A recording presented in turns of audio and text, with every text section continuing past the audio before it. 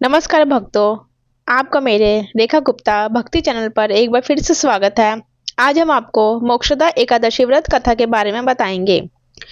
मोक्षदा एकादशी 2025 मार्गशीर्ष मास के शुक्ल पक्ष की एकादशी को कहा जाता है। यह एकादशी इस माह 1 दिसंबर 2025 सोमवार को पड़ रहा है।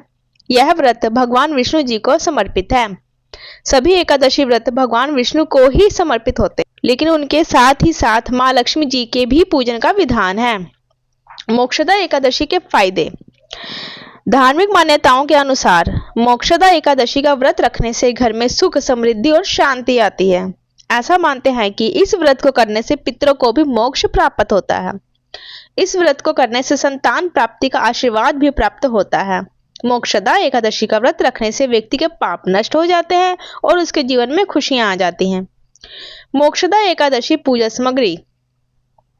कलश, भगवान विष्णु की मूर्ति या चित्र, पीला वस्त्र, पंचामृत, तुलसी दल, फूल, धूप, दीप, नैवेद्य, रोली और अक्षत, फल, मिठाई, घी का दिया, सुपारी, नारियल और पान, गंगा जल, व्रत कथा की पुस्तक या कथा सामग्री, दक्षिणा।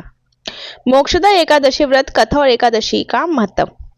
पौराणिक कथाओं के अनुसार गोकुल नामक राज्य में वैखानस नामक एक राजा राज्य करता था। वह बहुत ही धार्मिक था। उसके राज्य की प्रजा बहुत सुखी थी। वह प्रजा जन का हितकारी राजा था। सभी वेदों के ज्ञानी उसके राज्य में निवास करते थे। एक बार उस राजा ने एक स्वप्न देखा कि उसके पिताजी नरक में बेहद कष्ट भोग रहे हैं और वे उससे नरक से बाहर निकाल लेने की प्रार्थना कर रहे हैं। स्वप्न टूटने के बाद राजा बहुत विचलित हुआ। इसका क्या कारण है, यह जानने और उसके निवारण हेतु उन्होंने सभी विद्वानों को बुलाया और इस स्वप्न के बारे में बताया। जब कोई कुछ नहीं बता सका तो उन्होंने राजा को पर्वत मुनि के आश्रम में जाने का सुझाव दिया, जो कि भूत, भविष्य व वर्तमान सभी कुछ देख सकते थे। राजा उनके आश्रम जाकर यथा योग्य अभिवादन के पश्चात अपनी चिंता का कारण बताया। पर्वत मुनि ने अपने ध्यान साधना से राजा के पिता के पाप कर्मों को जान लिया। उन्होंने राजा को सब कुछ बताकर उन्हें मोक्षदा एकादशी का व्रत करने को कहा, जो कि समस्त मासों में उत्तम मार्गशीर्ष माह में पड़ता है। राजा ने तब कुटुंब सहित मोक्षदा एकादशी का व्रत किया। उससे प्राप्त पुण्य को पिताजी को सौंप दिया, जिससे उनको नरक से मुक्ति मिल गई। पिता ने प्रसन्न होकर राजा को ढेरों आशीर्वाद दिए। मोक्षदा एकादशी व्रत के कुछ नियम।